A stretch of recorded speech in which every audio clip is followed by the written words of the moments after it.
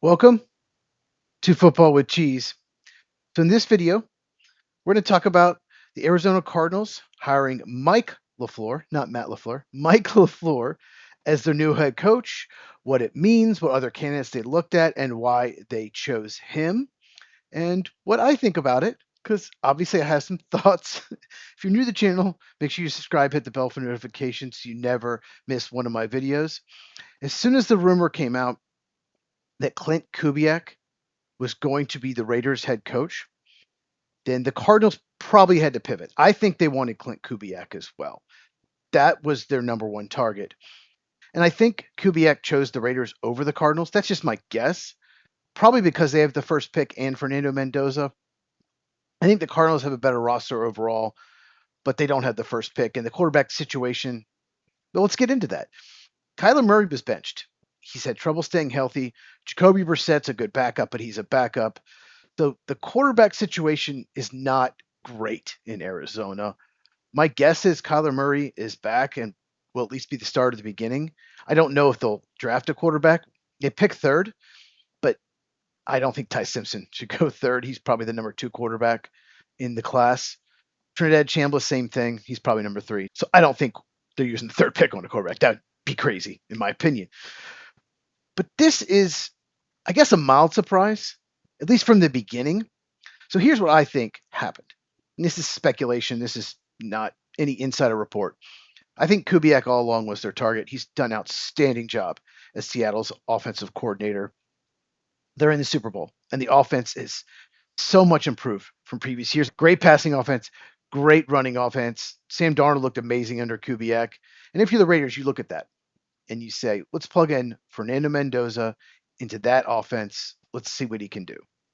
And we'll talk about this in the Lights Out podcast every Tuesday night, me and Mike at 8 Eastern, 5 Pacific. We talk baseball, college football, and of course, NFL. We will talk about this hire. Mike is a Cardinals fan, so he will share his thoughts.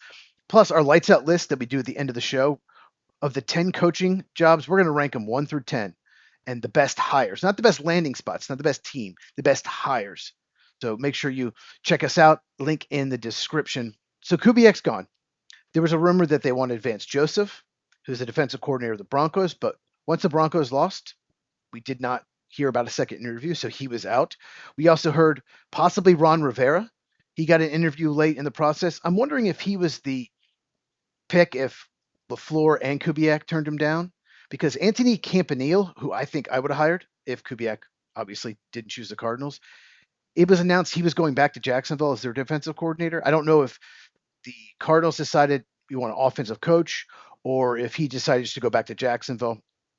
I have no idea. But those were the coaches that were favored. So I think the Cardinals decided, okay, we want Kubiak. They gave Mike Lafleur a second interview. If they both turn us down, we can hire Ron Rivera. So I think that's how it played out. Let me know in the comments if you agree with me. Let's talk about Mike Lafleur. He was a passing game coordinator for 4 years in San Francisco under Kyle Shanahan. I think that's important. Kyle Shanahan is a great coach. He's a great play designer. His offenses always seem to overachieve, and he gets a lot out of quarterbacks. And there are so many head coaches around the league that come from the Kyle Shanahan coaching tree. And here's another one, Mike Lafleur. His brother does as well. Sean McVay, who is the head coach of the Rams. Kevin O'Connell, Vikings. There are so many. I'm not going to list them all. So then he becomes the Jets offensive coordinator for 2 years, and it was a disaster. Absolute disaster. The offense stunk. Now, in Mike LaFleur's defense, Zach Wilson was the quarterback. It was his first and second year in league at a BYU, and he was terrible. Just awful quarterback play. And it's also the Jets. The Jets are just such a poorly run organization. No offensive coordinator ever seems to have success in New York. And it says here, LaFleur and the Jets decided to part ways. I guess it was mutual at the end of the 2022 season. And then he goes to LA to be Sean McVay's offensive coordinator for the Rams. Now, he did not call plays. Sean McVay called plays. I never like hiring coaches that aren't play callers. I know he did in New York, but it didn't go well for the reasons I mentioned. But LaFleur did not call plays. He is in charge of the game plan. That's what coordinators do. They're in charge of the game plan. But I always prefer to hire candidates that call plays, and he has not the last 3 years.